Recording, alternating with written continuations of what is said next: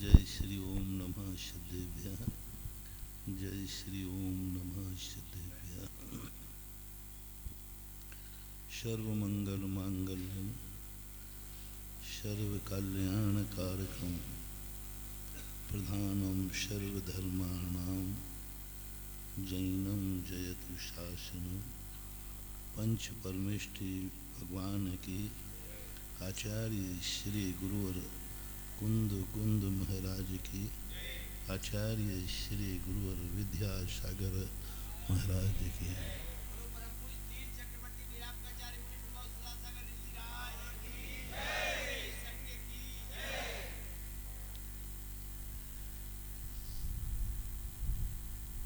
जीवन जीने के लिए मिला है। जीवन खुशियों के इजहार के लिए मिला है। जीवन हमें वह इज्जत पाने के लिए मिला है जिस इज्जत के हकदार हनुमान जी थे, जिस इज्जत के हकदार बड़े बड़े साधु संत थे, उसी इज्जत के हकदार हर प्राणी को ये हक दे करके दुनिया में भेजा जाता है। भगवान दुनिया में भक्तों की दुनिया देखना चाहता है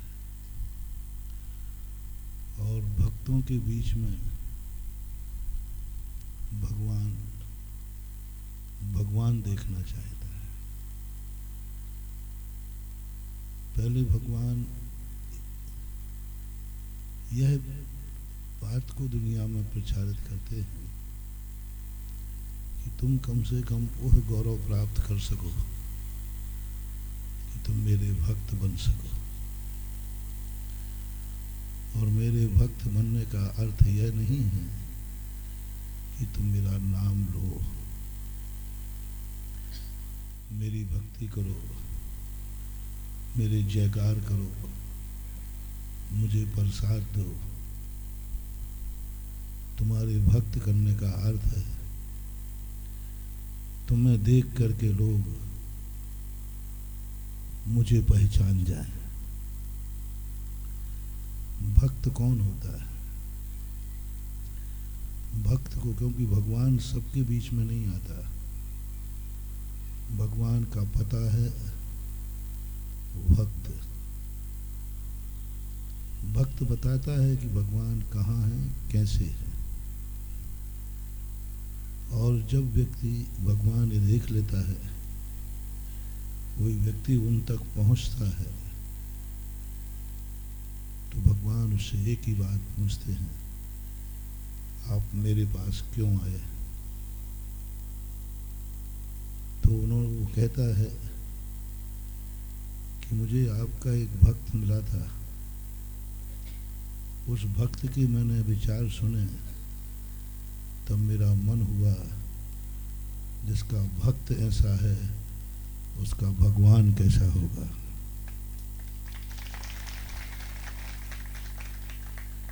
यह बात सुनते ही भगवान जिस भक्त के एड्रेस से वो आया था, उस भक्त को वो अपने समान बना लेते हैं। उस भक्त को अजर अमर अविनाशी कर देते हैं। उस भक्त को दुनिया के इस सारी विडंबनाओं से, सारे क्रोध मान माया लोभ वासनाओं से ऊपर कर देते हैं। क्योंकि वो जानते हैं जिस भक्त में जहाँ तक हम नहीं पहुँच पाए वहाँ तक भक्त पहुँच सकता है। भगवान हर जगह नहीं पहुँच सकता, वे अपने भक्तों को भेजता है। और भक्त की चर्या को देख करके लोग भगवान के प्रति समर्पित हो जाते हैं। उन भक्तों पर कृपा पात्र होते हैं भगवान की। आप लोगों को भी दुनिया में भेजा था ये मान कर कि तुम ऐसी भक्ति करोगे, एक दिन तुम्हारे नाम से मेरी पूजा होगी, तुम्हारे नाम से मेरे को जाना जाएगा। राम दुनिया में उतने नहीं जाने गए, कौन जानता था श्री राम को, लेकिन हनुमान को देखकर पता चलता है कि हनुमान जी ऐसे हैं तो राम जी कैसे होंगे। लंका में श्री राम पहले नहीं गए, हनुमान को भेजा। वो सब जानते थे, स्वयं जा सकते थे, लेकिन उन्होंने कहा कि नहीं, मैं नहीं जाऊंगा। मेरे भक्त को पहचानने वाले लोग होंगे तो भक्त को देखकर जान जाएंगे कि भक्त ऐसा है तो भगवान कैसा होगा। और हनुमान जी ने लंका में जाके पूरी लंका को दिखा दिया कि भक्त की स्थिति यह है, तो आप समझ जाओ कि भगवान की स्थिति क्या होगी। भगवान एक हो सकता है, लेकिन भक्त एक नहीं होता, भक्त अनेक हो जाते हैं। हम ऐसी क्या गलती कर देते हैं, जेल बनाए जाते हैं दुश्मनों के लिए। भारत हमारी माता है, माँ का बनाया हुआ स्थान तो घर होता है, हम माँ के घर में ही जेली बन गए। ये तो उन दुश्मनों के लिए बनाया जाता है जो हमारी भारत को भारत माँ नहीं मानते, जो वंदे मातरम नहीं कहते, जो हमारे राष्ट्र के दुश्मन हैं, जो हमारे राष्ट्र को राष्ट्र नहीं मानते। ऐसे दुश्मनों के लिए जेल बनते हैं, क्योंकि ये तो भारत देश तो हमारी माता है, भारत देश तो हमारी जन्मभूमि है, और जिसका जहाँ जन्म होता है वह भूमि जन्म देने वाली माता से भी ज़्यादा पवित्र होती है। तो भारत देश में तो आप लोगों का जन्म हुआ है, शायद ही यहाँ कोई ऐसा बैठा हो जिसका भारत के बाहर जन्म हुआ हो। नहीं होगा शायद।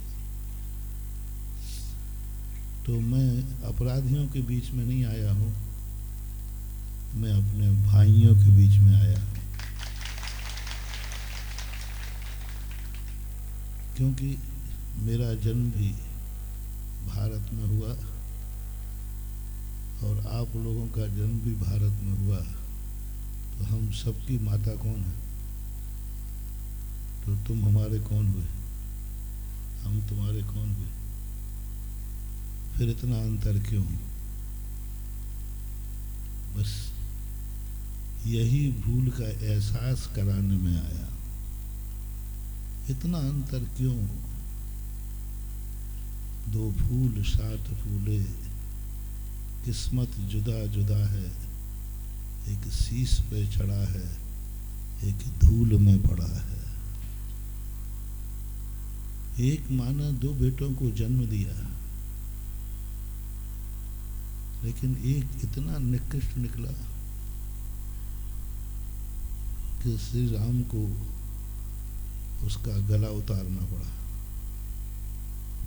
और उसी माँ का जन्मा हुआ एक बेटा ऐसा पैदा हुआ जिसे श्री राम ने गले लगा लिया।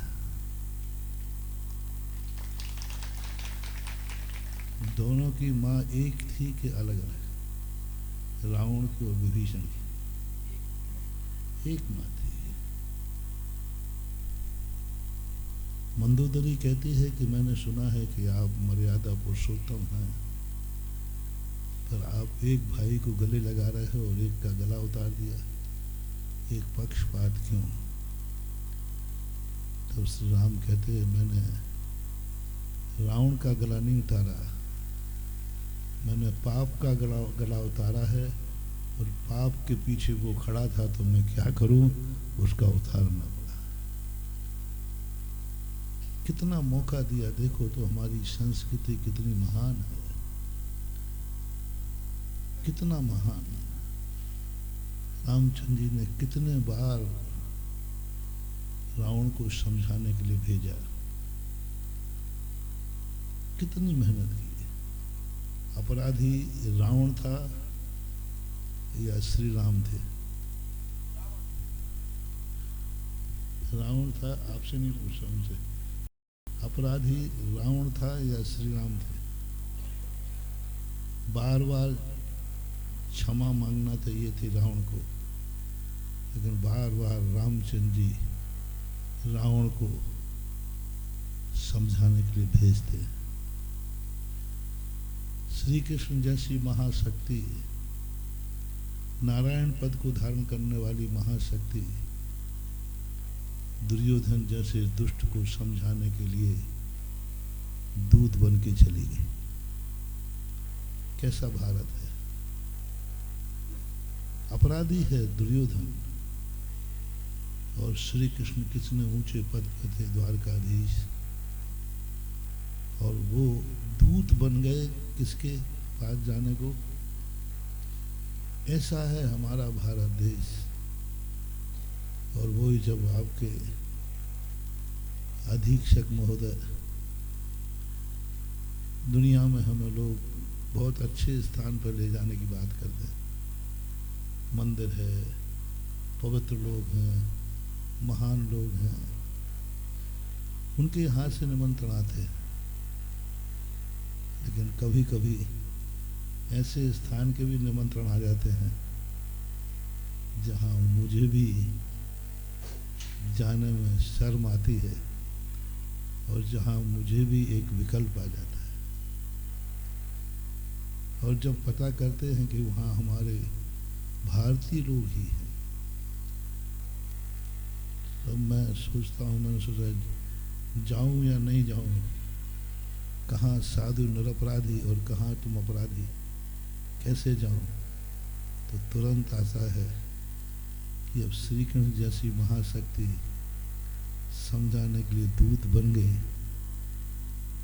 तो आपके देखो कितने आपके प्रति कितनी करुणा, कितना वात्सल्य। हमारे कानून में, हमारे संस्कारों में कोई इनको जरूरी नहीं थी आप अपराधी हो, अपने सजा भोगो, लेकिन इनके मन में भी ये हमारे भारत का एक ऐसा संस्कार है, हमारे माँ का दूध ऐसा है, हमारी नसों में भारत का खून ऐसा है, जो किसी को अपराधी नहीं देखना चाहते। वो चाहते कि हमारा देश निरपराधी बने।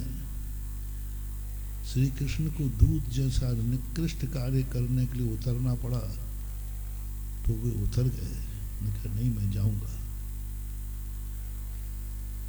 क्या जरूरत पड़ी थी यहाँ साधुओं को लाने के लिए? साधु का स्थान तो पवित्र स्थान मंदिर होता है, महान पवित्र आत्माओं को हृदय में होता है,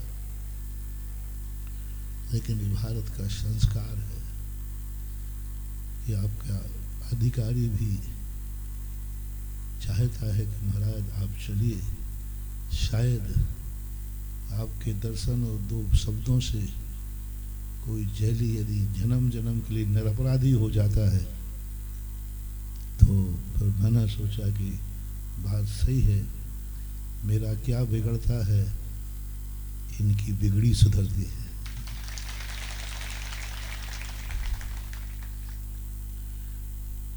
ये मैं ढूंढने आया हूं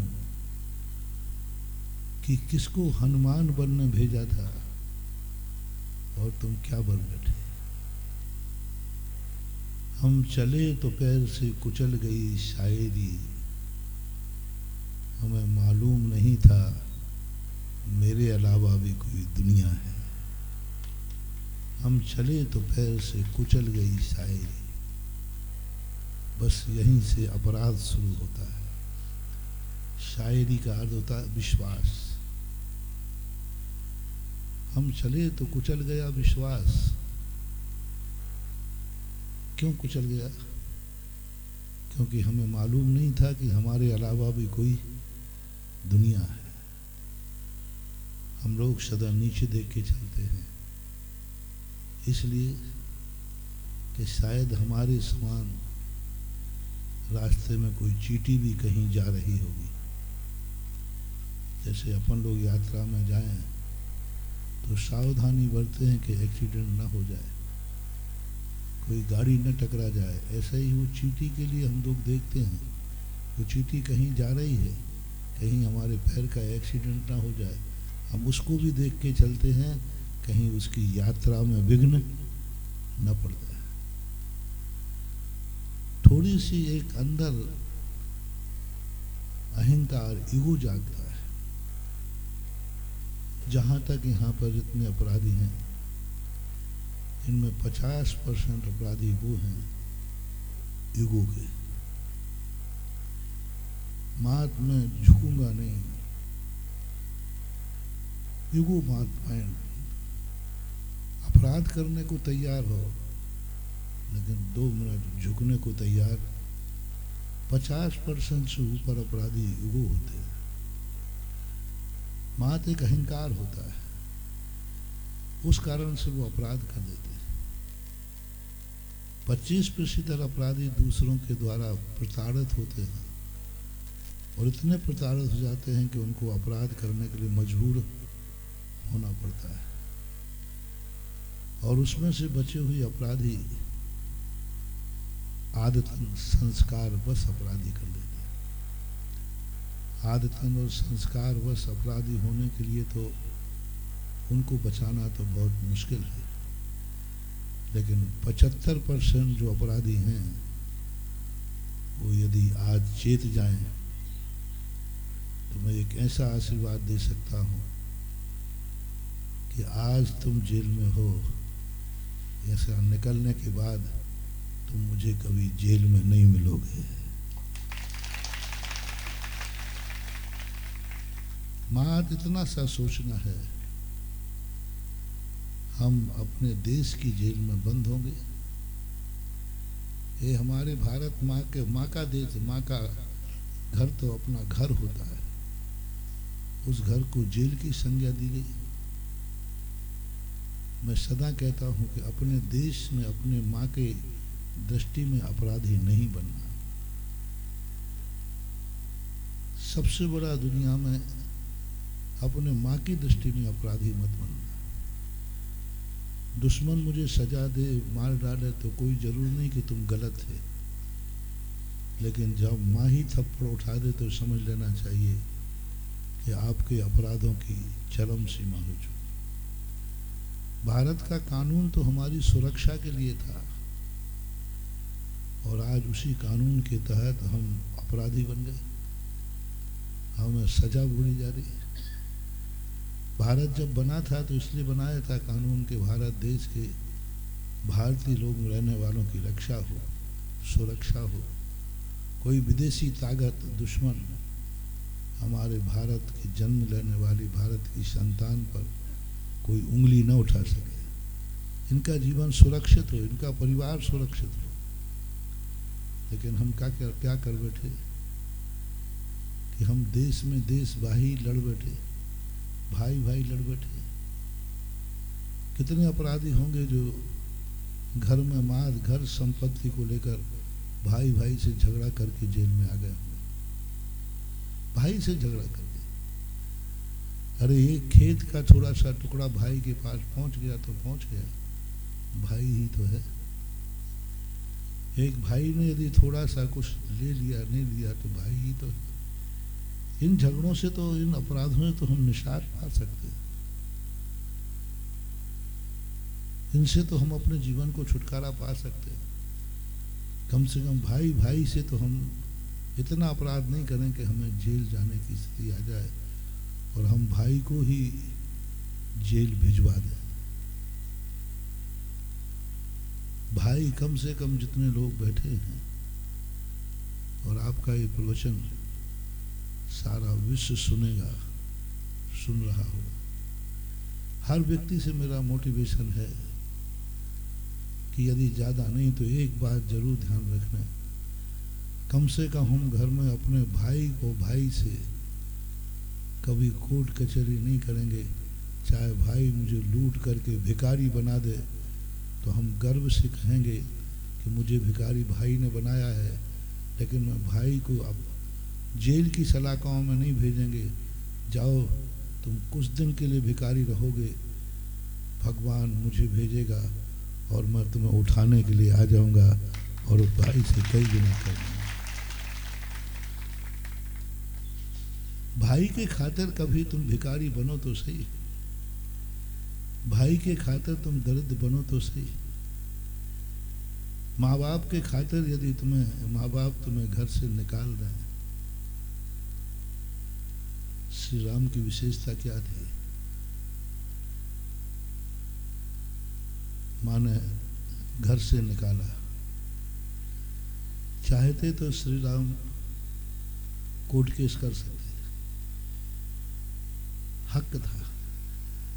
पंचायत पहली बार तो सीधा ही कह देते कि मैं भी दशरथ पुत्र हूं, कौन है जो मुझे अयोध्या से निकाल सकता है?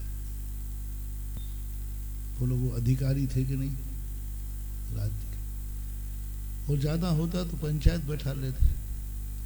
पंचायत किसके पक्ष में होती? पंचायत का फैसला किसके पक्ष में आता? श्री राम जी के पक्ष में आता। हम साधु संतों के पास फैसला आता तो हम भी किसका पक्ष लेते? मैं कह रहा हूं मैं रामचंद्र का पक्ष लेता, सब लेते। जब रामचंद्र जी की 100% विजय निश्चित थी तो फिर उन्होंने ये क्यों नहीं किया? 100% कानून की दृष्टि से भी ज्येष्ठ पुत्र थे, कानून से भी वो अधिकारी थे, राज से भी, सब तरफ से अधिकारी। कोई उनको बुरा नहीं कहता, कोई उनको बुरा नहीं कहता। अच्छा है, अपना हक मानने का अधिकार है, साधु संत भी बुरा नहीं कहते। पर मैं यही पूछना चाहता हूं, ये उन्होंने क्यों नहीं किया? बात इतनी सी बात थी, वनवास कौन भेज रही है? मां। बस कोई दुश्मन भेजता तो वो निपटा देते। मां वनवास भेज रही है, बस मां का दिया हुआ वनवास अपराध नहीं माना जाता है, प्रसाद माना जाता है। मां ने कह दिया ना, जब वनवास चला जाए, बस आज्ञा है। कितने कष्ट उठाए, लेकिन एक बार भी मां को नहीं कोसा कि मां के कारण से मेरे ये कष्ट आ रहे हैं। नहीं, लक्ष्मण कई बार बीच में विद्रूप हुए, लेकिन रामचंद्र ने कहा नहीं लक्ष्मण, मां ने किया है ना, मां का किया हुआ अपराध हो ही नहीं सकता। पिता ने किया है वो अपराध हो ही नहीं सकता। कुटुंब में किए हुए अपराधों को कोर्ट तक मत जाओ। उनके कारण यदि वनवास भी मिलता है, ठोकरें भी खाते हो, दर दर भटकना भी पड़े, तो उसे प्रसाद मान के ले जाओ। आज भी रामचंद्र जी यहीं दुनिया में बैठे हैं, छुपे हैं। हम लोग उनका पता लेकर आपके बीच में आए। हम लोग भगवानों की पताका हैं, हम लोग हैं, इसका अर्थ दुनिया में कहीं ना कहीं भगवान है। साधु संत भगवानों की झंडा होते, झंडा। इनसे पहचान लिया जाता है कि साधु संत हैं, इसका अर्थ दुनिया में कहीं ना कहीं भगवान हैं। वो सामने प्रकट नहीं हो पाते, वो कहते भक्तों से कहते तुम जाओ देखो क्या हमारे योग्य दुनिया है, यदि है तो फिर मैं आने का विचार करता हूं। हम ये सोचें कि भाई कितना आप लोग यहाँ आ जाते हैं, आपको अपने घर से प्यार है कि नहीं है? या तो भाई देखो सीधी सी बात, यदि निर्मोही बनना है तो हम जैसे साधु बनो। हम लोगों को कोई घर से प्यार नहीं, धन दौलत से कोई मोह नहीं, मकान जायदाद से मोह नहीं।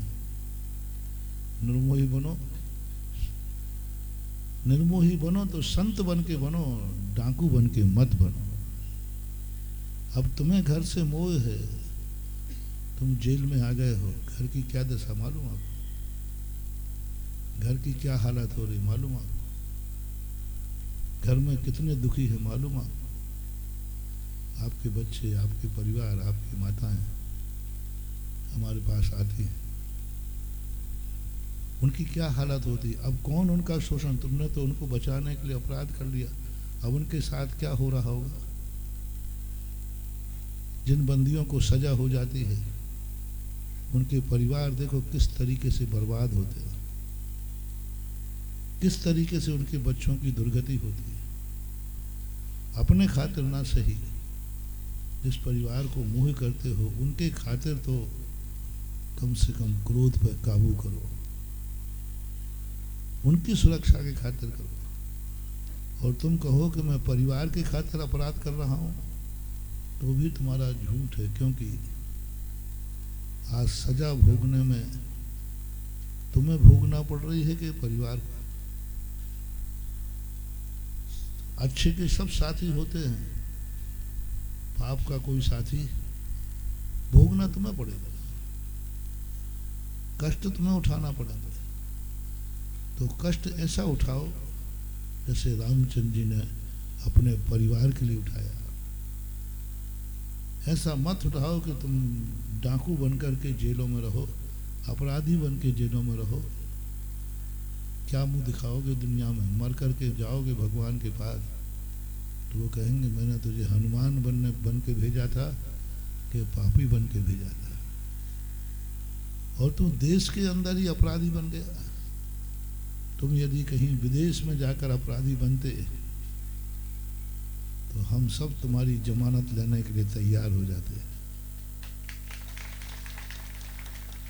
लेकिन तुम तो अपने घर में ही अपराधी बने हो, अपने देश के कानून की दृष्टि में अपराधी हो गए।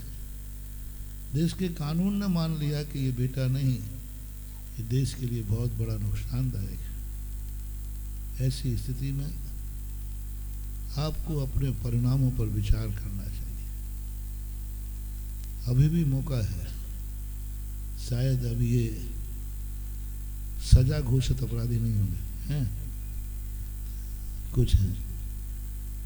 यदि सजा को भी आप ईमानदारी में बदल दो, आपने अपराध कर ही लिया है तो आप उसको ईमानदारी में बदल दो। सजा को आप अपने अपराध का एक प्रायश्चित मानो, और इतनी ईमानदारी बदल दो, इतनी ईमानदारी बदल दो कि तुम्हें जेल का दरवाजा खुला हो जाए तो जेलर साहब से कहना नहीं, मैं इस दरवाजे से बाहर जब ही निकलूंगा जब मेरी सजा पूरी हो जाएगी। सजा को भी तपस्या बना सकते हो।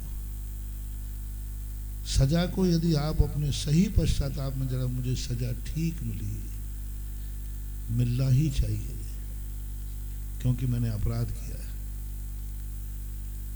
मैंने अपराध किया है, मुझे सजा मिलना चाहिए और मैं इस सजा को पूरा भोगूंगा, और उसी सजा को भोगते हुए नियम ले लेना अब जिंदगी में दोबारा ये अपराध नहीं होगा। हो सकता है तुम्हारी इस बात में इतनी स्थिति बन जाए कि तुम बीच में ही, सजा के बीच में ही सरकार कोई आदर्श कैदी मान करके तुम्हें मौका दे, और यही आदर्श कैदी बनाने के लिए सारा प्रशासन, अधीक्षक लोग साधु संतों को लाते हैं कि कोई ऐसे आदर्श कैदी बन जाए जिससे इनकी सजा बीच में ही माफ हो जाए और इतने अच्छे इंसान बन के यहाँ से निकलें। कोई बात नहीं, जेल में आए थे बुरे इंसान बनकर, जेल से बाहर जाओ अच्छे इंसान बनकर जा सकते। इसको भी मैं, जेल को एक अपराधशाला कहते हैं, मैं इसे मंदिर बना सकता हूँ। तुम ये कह सकते हो कि जेल कौन कहता है जेल पापी होता है? मैं जेल में पापी बन के गया था और जेल से निकला हूँ निरपराधी सुधर करके।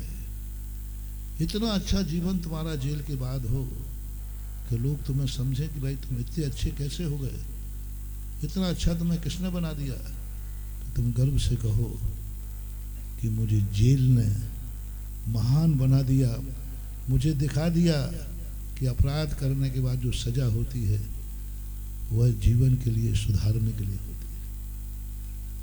प्रायश्चित मानो इसको, सजा को कष्ट मत मानो, रो करके मत भोगो, इसको प्रायश्चित मानो। और ये प्रायश्चित मान करके तुमने सजा ली है तो यहाँ से निकलने के बाद तुम सोने जैसे दमक सकते हो, बशर्ते एक नियम लेना पड़ेगा, जो अपराध मैंने किया है अब जिंदगी में दोबारा ये अपराध नहीं होगा। और ये बात तुम्हें विचार करना पड़ेगी, अन्यथा भगवान इस दुनिया में तुम्हें भेजा है।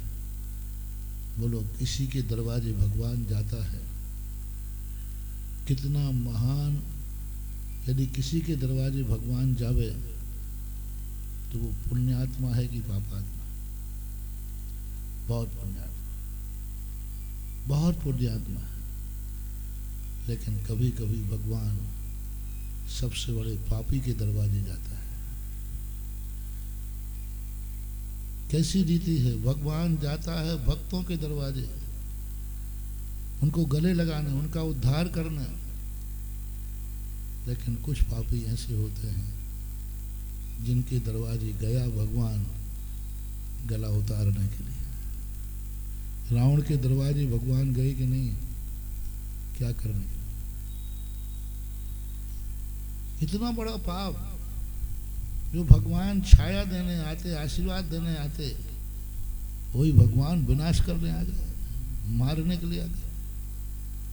महानुभाव, इतना अपराध मत करो कि भगवान जो जगत के मरने वाले को जिंदा करते हैं उनको ही तुम्हें मारना पड़े। भगवान के हाथ से मरना, अरे दुश्मन मार दे तो कोई बड़ी बात नहीं है, लेकिन भगवान के हाथ से मरना। दुनिया ने बहुत सारे पाप किए हैं, बहुत सारे दुनिया में पापी रहे हैं, लेकिन रावण को क्यों बार बार पुतला जलाया जाता है? मात्र एक कारण कि उसने, जो भगवान सब पे दया करते हैं, भगवान को भी उसे मारना पड़ा, भगवान को भी उसे गला उतारना पड़ा। गए उसके दरवाजे गए, लेकिन उसका विनाश करने के लिए गए। अवतार लिया, पुण्यात्माओं कारण अवतार लेते महापुरुष, लेकिन पापी के कारण अवतार लेना पड़ा उनको। और ये सबसे बड़ा अपराध है। तुम्हें भारत माता के लिए, भारत भूमि ने तुम्हें सजा देने के लिए मजबूर होना पड़ा। भारत माता ही भगवान समझो, भगवान का रूप समझो। दुनिया की दृष्टि में तुम अपराधी बन जाओ, लेकिन कम से कम भगवान की दृष्टि में तो अपराधी मत बनो। अपने देश की माता की दृष्टि में तो अपराधी मत बनो। देश का कानून तो तुम्हें अपराधी सिद्ध ना करे। यदि करता है तो आप ये निश्चित समझना, जो आज रावण की दुर्दशा है वही तुम्हारी दुर्दशा होगी। दर दर की भटकोगे, कोई तुम्हें पूछने वाला नहीं मिलेगा। भगवान के दरवाजे जाओगे, वो भी ठुकरा देगा, वो तो बाहर करो इसको। जेल से निकल करके एक बार मौका दे दिया, तुम्हें हो गई गलती। मैं संदेशा लेके आया हूँ इस सृष्टि का, भगवान का, भारत माता का, कि जाओ इनको एक बार संबोधन करो। एक बार की गलती माफ की जा सकती है, लेकिन यदि इन्होंने दोबारा अपराध किया तो इनको संदेशा दे दो कि वही हाल होगा जो रावण का हो रहा है। मरने के बाद हर साल मारा जाएगा, हर साल दुनिया में ऐसी स्थितियां बनेगी कोई भी तुम्हें शरण देने वाला नहीं मिले, भगवान भी नहीं मिले, कितने भी नाम लेना, भगवान भी तुम्हें शरण देने वाला नहीं मिलेगा। और यह स्थिति को सुधारने के लिए आपको थोड़ा सा पश्चाताप होना चाहिए। आप खुद अपने अपराध को स्वीकार करें। कई लोग ये कह सकते हैं कि मैं निरपराधी हूं, मुझे फंसाया गया है। एक बार ऐसा हुआ, मैं जेल में प्रवचन करने गया, छोटा सा जेल था, तहसील स्तर का था। वहाँ पर छोटे छोटे कैदी थे, मैंने उनमें से सबसे इंटरव्यू लिया, पूछा बोलो। तो एक अपराधी ने कहा, महाराज मैंने अपराध नहीं किया, मुझे फंसाया गया। जेलर साहब भी सब साथ में थे, उसको सजा भूल चुकी थी। मैंने अपराध नहीं किया महाराज, मुझे फंसाया गया। मैंने आंख बंद की गया, मैंने कि मैं भारत के कानून को अंधा नहीं कह सकता। मेरा नेचर है कि मैं न्यायालय को कभी बुरा नहीं बोलता, मैं कानून को बुरा नहीं बोलता। मैंने कहा नहीं बेटा, कोई ना कोई अपराध तो किया होगा। बोले महाराज मैं आपको भगवान मान रहा हूँ, आपके साक्षी पूर्वक कह रहा हूँ मैंने अपराध नहीं किया, मुझे फंसाया गया। मैंने दोबारा कहा बेटा कोई ना कोई अपराध तो हुआ है, वो झुंझला गया। बोले महाराज मैंने आपको 3 बार बोल दिया मैंने अपराध नहीं किया, नहीं किया। तो वह बोला महाराज आप बताओ क्या है, कि आपने देखा है, आप बताओ मैंने क्या अपराध किया। मैंने कहा इसने तो मुझे ही गवाह बना लिया। मैंने तुरंत आंख बंद की, आंख बंद करके एकदम ऐसी प्रवचन चल रहा था, बैठे थे, आंख बंद की, आंख बंद करके मेरे सामने एक पिंजड़ा आया। मात्र 20-25 सेकंड की घटना है। एक पिंजड़ा आया, उसमें एक तोता था।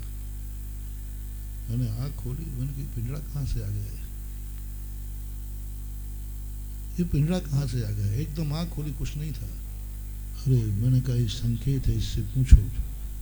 मैंने कहा बेटा ये बताओ तुम्हारे घर में कभी तुमने तोता पकड़ा है क्या। बोले महाराज पकड़ा है। कहाँ से। बोले मेरे खेत पर एक पेड़ था बरगद का, वहाँ परिवार साथ रहता था, मैंने उसको पकड़ा। कहाँ है वो। बोले घर पर टंगा हुआ है। मैंने कहा बताओ तोते ने क्या अपराध किया था। बोले कोई अपराध नहीं किया था। फिर भी आपने उसको जेल में बंद किया कि नहीं, पिंजड़े में। बोले किया है। मैंने कि बस जैसे आपने एक निरपराधी तोते को पकड़ के पिंजड़े में बंद किया, बस उसी की बद्दुआ है कि आज तुम अपराधी होकर के जेल में बंद हो। बोलो ये अपराध किया कि नहीं है, ये अपराध आपने किया कि नहीं। बोले जी किया है। तो फिर मैंने कहा क्यों कहते हो कि मैंने कोई अपराध नहीं किया। सजा मिली है तो निरपराधी है ही नहीं, वो अपराधी है। झूठा फंसाया गया, कहीं और अपराध किया होगा। कोई किसी का सिर फोड़ता है, उस सिर फोड़ने वाला वहां नहीं है, लेकिन कर्म का उदय आया तो तुम चौखट से जाकर सिर टकरा जाएगा, लेकिन सिर तो फूटेगा। जिसका तुमने फूटा था कर्म तो सिर फुड़वाएगा, भली वो व्यक्ति नहीं फोड़ेगा, चौखट से फूट जाएगा, धक्का खा के गिर जाओगे, पत्थर से जाके सिर टकरा जाएगा। सजा तो मिलेगी। ये सजा इसने नहीं दिलवाई जिसकी तुम कह रहे हो, ये तोते की सजा है। जितने बार तुम उस तोते के सामने निकले हो, उसने कहा ये दुष्ट है जिसने मुझे परिवार से अलग किया, मैंने इसका कोई अपराध नहीं किया, फिर भी मुझे इसने बंद किया है, इसका भी ऐसी ही दशा हो। तोता बोलता नहीं है लेकिन बद्दुआ तो दे सकता है। वो रो पड़ा, बोले महाराज ये तो मैंने किया है, अब मैं क्या करूं, अब मैं क्या करूं। मैंने कि एक ही बात है, जिस दिन तुम्हारे परिवार मिलने आए उनसे तोता मंगाना और उस पिंजड़े के सामने क्षमा मांगना और यहीं से उसको मुक्ति दे देना। तो बोले महाराज फिर क्या होगा, मैं छूट जाऊँ। मैंने कहा ये नहीं कह सकता, मैंने कहा ये नहीं कहूँगा। पहले तो आप अपराध स्वीकार करो और छोड़ो उसको। उसने छोड़ा।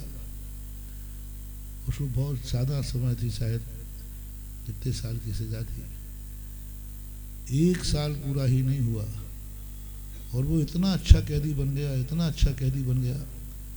वो एक ही बात कहता है, सबसे क्षमा मांगता। जिसने झूठा फंसाया था उससे भी कहते भैया तुमने झूठा नहीं फंसाया, मैंने झूठा तोते को फंसाया था, इसलिए मैं फंसा हूँ। किसी की कोई गलती नहीं, अपराध मेरा है। बस इस पश्चाताप में चला गया। 1 साल ही पूरा नहीं हुआ, आदर्श कैदी के नाम पर 26 जनवरी को उसको बरी कर दिया गया। ये यथार्थ घटना। वो मेरे पास आया, उनकी तुम जेल से कहीं भाग के तो नहीं आए हो? बोले नहीं महाराज, छूट के आया हूँ। और तोते को उसने क्षमा याचना करके बरी किया। तो ये दुनिया एक ऐसी है महानुभाव, कहीं ना कहीं से अपराध अपन से हो जाते हैं। और अपराध पता नहीं किन किन रूपों में, किन किन भेषों में, किन किन तरीकों में भी अपराध हमारे सामने आते हैं और अपन समझ नहीं पाते। सावधान व्यक्ति होता है, वो समझता है, वो फिर किसी भी जीव को नहीं सताता, वो किसी भी जीव को नहीं मारता। वो व्यक्ति कभी मांसाहारी नहीं हो सकता, वो व्यक्ति कभी नशा नहीं कर सकता। कुछ लोग नशे के अपराध में यहाँ आ गए होंगे, नशा करने से अपराध हो जाते हैं। कितनी बड़ी चीज है। हमारे देश की सबसे बड़ी एक कमी है, हो सकता है वो आप लोगों में भी लागू हो। यदि भारत देश में से सबसे ज्यादा हमारे देश में खून पसीने की कमाई है तो मजदूर की, गरीब की। सबसे 1 नंबर की कमाई है खून पसीने की। और 1 नंबर की कमाई जिसके पास होती है वह जिंदगी में कभी दुखी नहीं हो सकता। लेकिन ये भी ध्रुव सत्य है, 1 नंबर की पसीने की कमाई वाला व्यक्ति यदि शराब और जुआ करेगा तो उस जैसी बर्बादी किसी की नहीं हो सकती। खून पसीने का बहा करके जो मजदूरी में तुम पैसा लाते हो, मैं मजदूरों को उपदेश देता हूं, तुम बड़े बड़े पैसे वालों की बराबरी मत करना। इनके पास पैसा है, अनाप शनाप है, किस्मत का है, ये कुछ शराब पी लें तो इनका पीछा मत करना। तुम्हारा पैसा पसीने का है, तुम्हारा पैसा मजदूरी का है। और पसीने के पैसे से यदि तुमने शराब पी, पसीने के पैसे से तुमने जुआ किया, पसीने के पैसे तुमने अय्याशी की, ये लक्ष्मी, ये भारत माँ तुम्हारे लिए ऐसी दशा कर देगी कि तुम कभी भी अमीर नहीं बन पाओगे, कभी नहीं बन पाओगे। यदि भारत देश का हर मजदूर, कुछ नहीं करना, मजदूरों को मैं अमीर नहीं बना रहा हूं, मार भारत का मजदूर एक नियम ले ले कि मैं जो पसीने के पैसा है इससे कभी शराब नहीं पीऊंगा, जुआ नहीं खेलूंगा, अय्याशी नहीं करूंगा। मैं देखता हूं कि तुम्हारी जिंदगी में तुम भली मजदूरों से ऊपर नहीं उठ पाओ। तुम्हारा बेटा एक दिन कलेक्टर और जेल अधीक्षक बन करके बैठेगा जहां तुम बैठे हो। जिस जेलों में तुम अपराधी बन के बैठे हो, यदि इतना सा तुम नियम लेके निकलो यहाँ से कि मैं मजदूरी करूँगा लेकिन इसको कभी शराब जुआ, एक तो तुमने पैसा बर्बाद किया, दूसरा उसमें अपराध हो जाते, नशे में अपराध हो जाते, दोनों से बच जाओगे। और उस मजदूरी के पैसे से आप अपने बेटे को पढ़ाइए। आपके पास बेटे को पढ़ाने को पैसा नहीं है, शराब के लिए पैसा है। आपके बेटे की दवाई कराने पैसा नहीं है, शराब के लिए पैसा है। एक दिन उत्तर प्रदेश की घटना है, उस समय कल्याण सिंह मुख्यमंत्री थे। मैं चर्या करके जा रहा था, एक क्षेत्र में था, जंगल में था, मजदूर एक हाथ पर रोटी खा रहा था। चलते चलते तिरछी निगाहों से मैंने देख लिया और वो कच्चा आम रखे हुआ था, आम होता ना कच्चा, वहीं गिरा हुआ था आम के पेड़ के, कैरी, उसको खा रहा सूखी। मैंने तिरछी निगाहों से देखा उसको, मैंने कहा मेरे देश में इतनी गरीबी, सब्जी नहीं, घी नहीं, कुछ नहीं, मांस, सूखी रोटी एकदम, वो भी मोटी थी, और आम का कच्चा खाता जा रहा था, कुछ भी नहीं था, नमक की ढीली भी नहीं थी। मेरा हृदय दहल गया कि मेरे देश में हम दुनिया भर की बातें कर रहे हैं और देश इतना गरीब है। मैंने कहा आज मुख्यमंत्री की खैरियत नहीं, उसी दिन को आना था। और साधु जब आक्रोश में आता है तो फिर ऐसे बरसता है। मैंने कहा आज बरसूंगा, जम के बरसूंगा कि हमारे देश की दशा ये हो रही।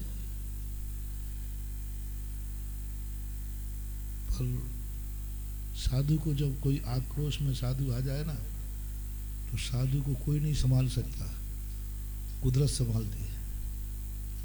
वो जानता है साधु यदि क्रोध में आ गया तो नियम से किसी का विनाश होगा।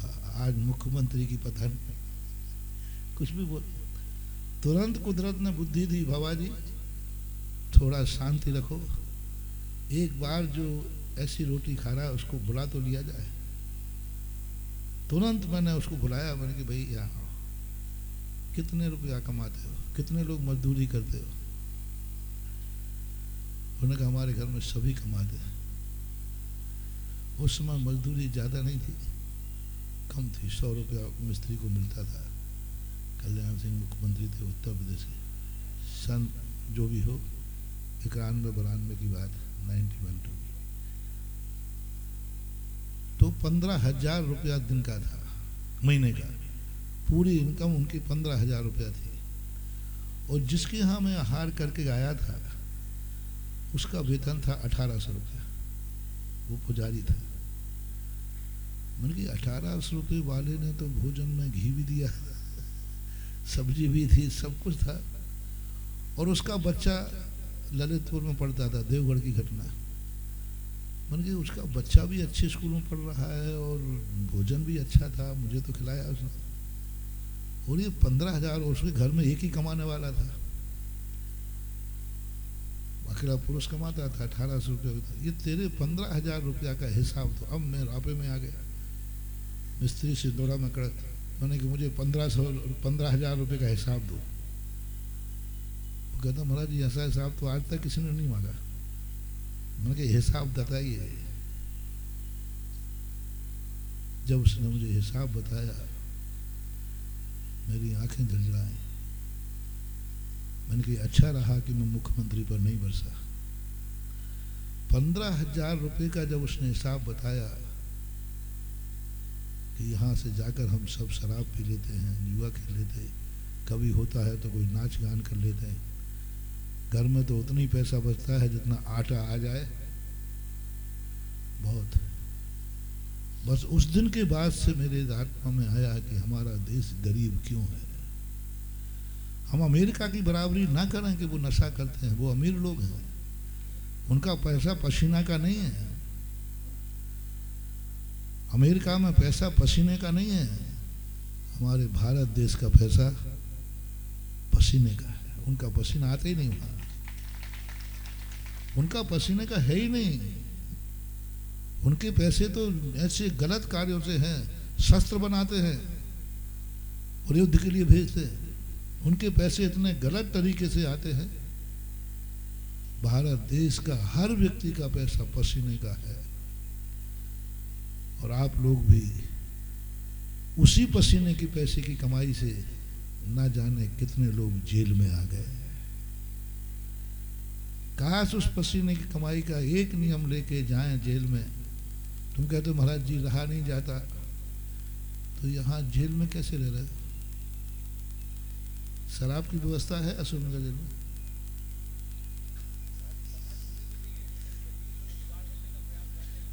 व्यवस्था तो नहीं है ना, जुगाड़ तो कर रहे, जुगाड़ तो करते, व्यवस्था तो नहीं है। फिर भी जिंदगी जी रहे कि नहीं? फिर भी जिंदगी जी रहे। जब हम जेल में बिना शराब के रह सकते हैं तो हम अपने घर में बिना शराब के क्यों नहीं रह सकते? जेल तुम्हें इसलिए नहीं मिला है कि तुम्हें दंड देना है, तुम्हें ये दिखाने के लिए मिला है कि देखो बिना शराब के भी रहा जाता है।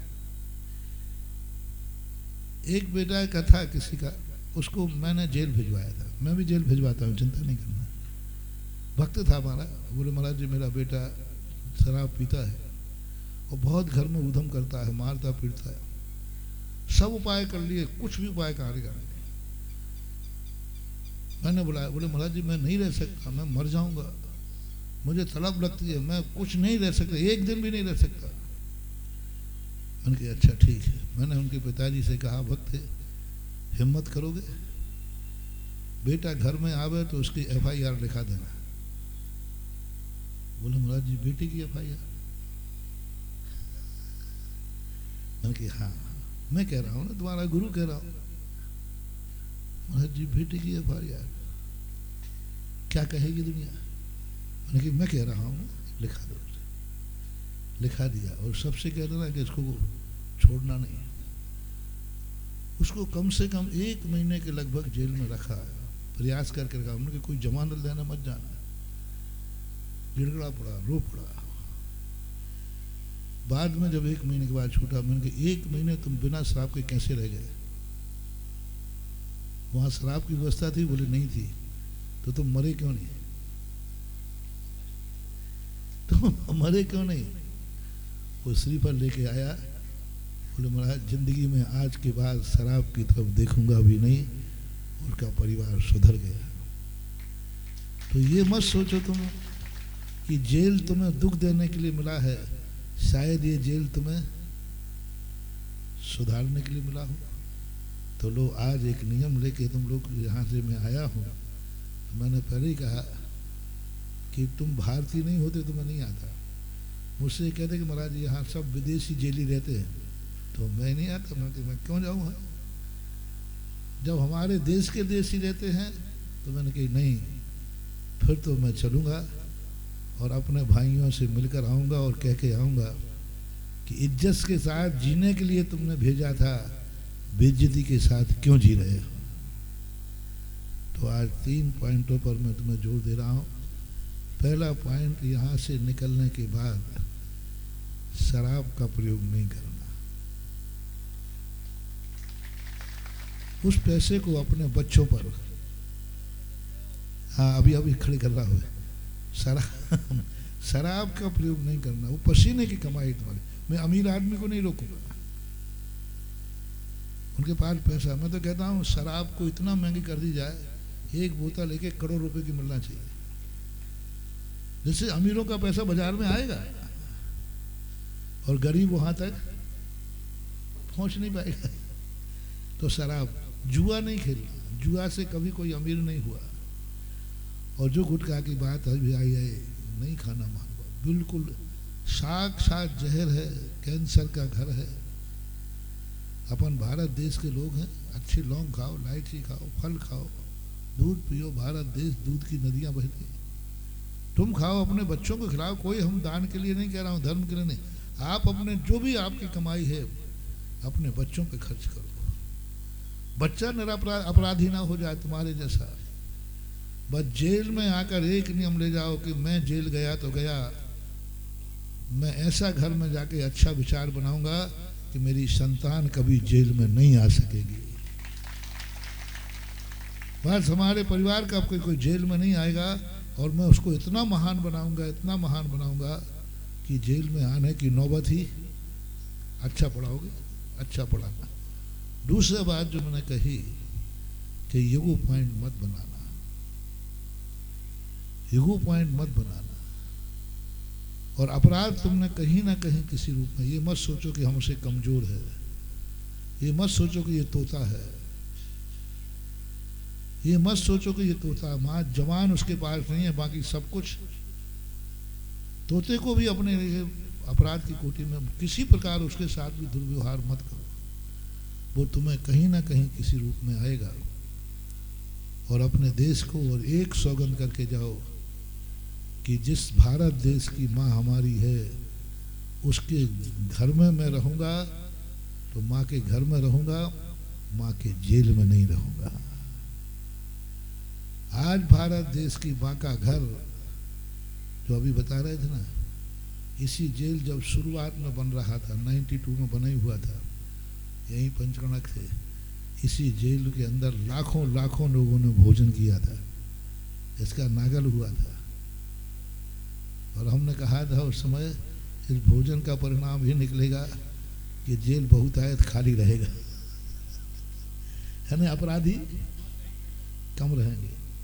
फिर भी डिस्ट्रिक्ट के हिसाब से बहुत कम है। हम तो बड़े बड़े जेलों में भी गए जहाँ हजारों हजारों, सागर जेल भी देखा मैंने, बहुत जबलपुर देखा, बड़े बड़े जेल। तो ये आज हम तो ये चाहते हैं कि हमारे भारत देश के जेल में, मेरी तमन्ना है कि भारत देश के जेल में कभी भारतीय व्यक्ति बंदी बन के ना मिले पाए। विदेशियों के लिए मेरी मनाही नहीं, भारत देश का व्यक्ति नहीं मिला है, क्योंकि वो हमारे भारत देश का जन्मा हुई आत्मा है। और वो ऐसी आत्मा बने, भगवान हमारा गला उतारने के लिए ना आए तो हमें गले लगाने के लिए आए। दोनों के लिए भगवान आएंगे।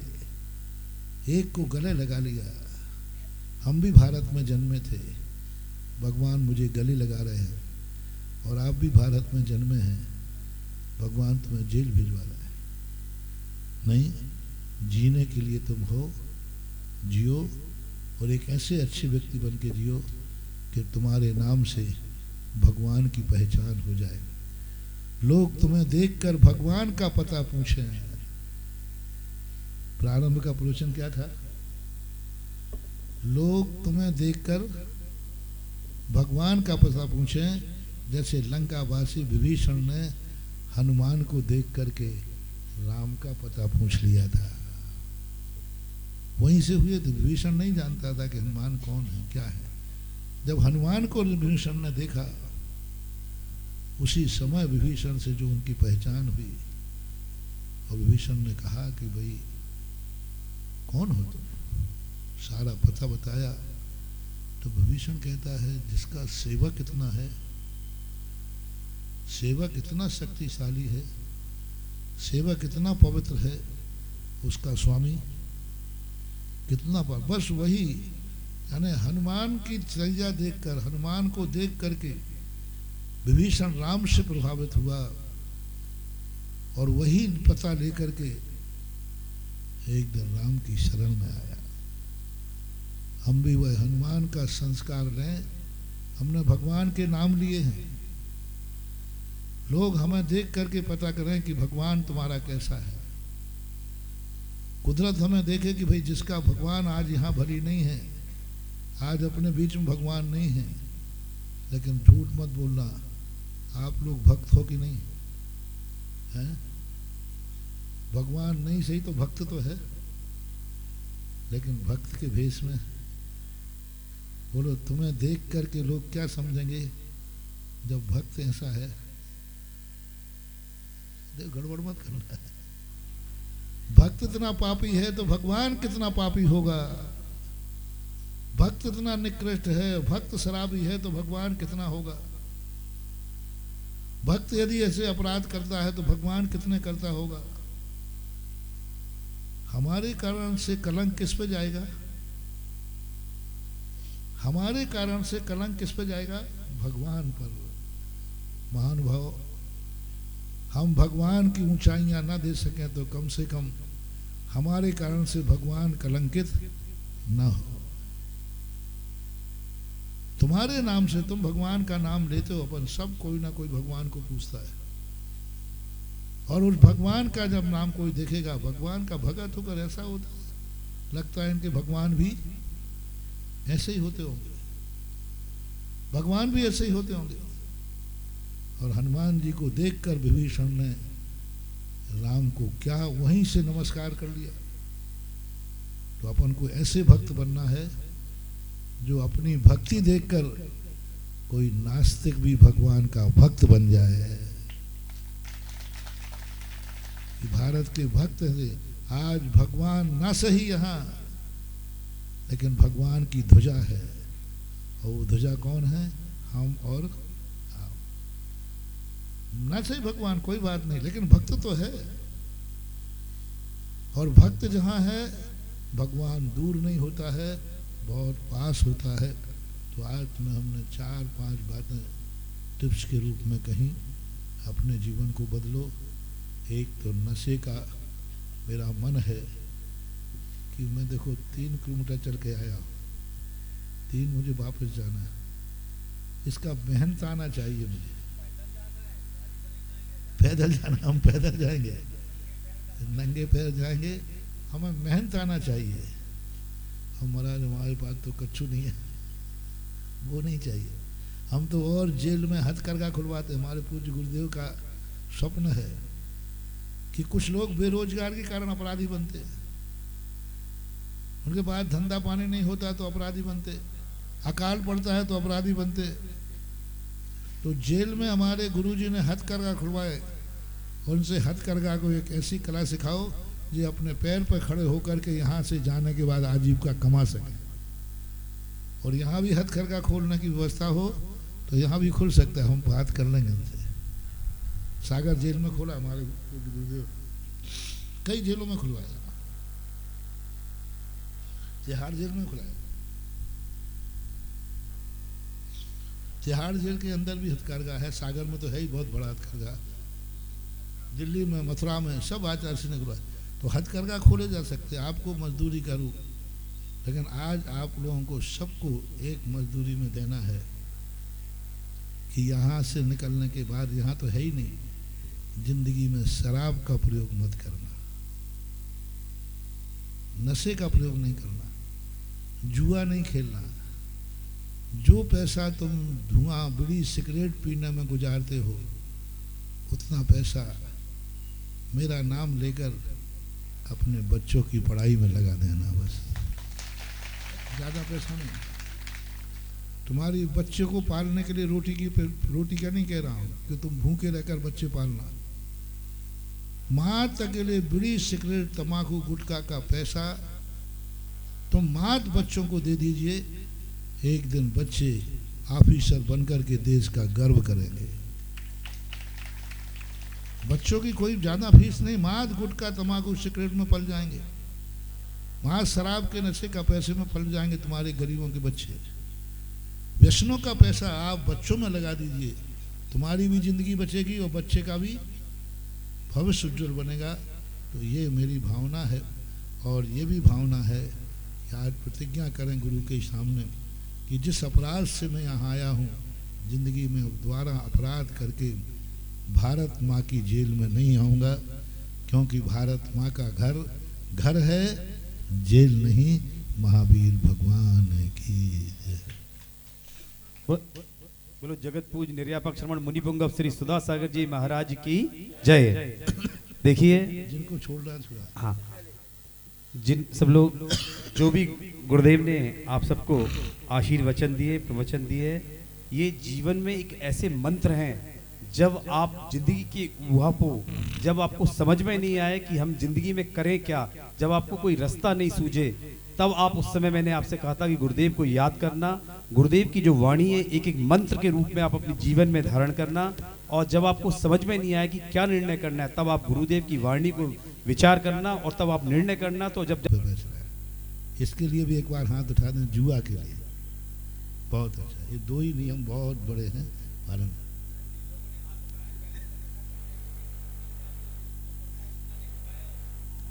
जो करता है वो उठाए भाई कि भाई मैं करता था, अब नहीं कर रहा। अच्छा, जो करते थे वो कितने थे जो आज त्याग रहे हैं?